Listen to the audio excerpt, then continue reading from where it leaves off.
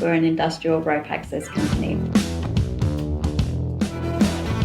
One of the biggest challenges for a business like ours is scheduling. It's imperative that they know where they are and what job are they on, how do we communicate this to them.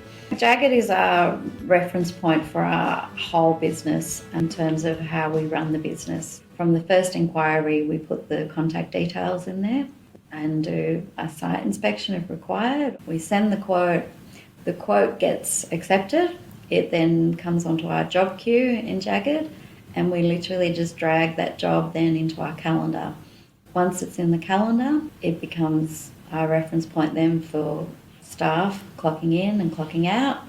Once they've completed the job, and then that then gets invoiced. Makes it easy for us as a business and for myself is that we're not relying on paperwork here, and the worksheets are checked against invoices, and then when we come time to invoice the client, we can then see how many hours it was on that job, what the profitability was. We can all log into, regardless of where we are. I mean, we're an abseiling business, we're not sitting in an office all day. We can see at a glance where everything is.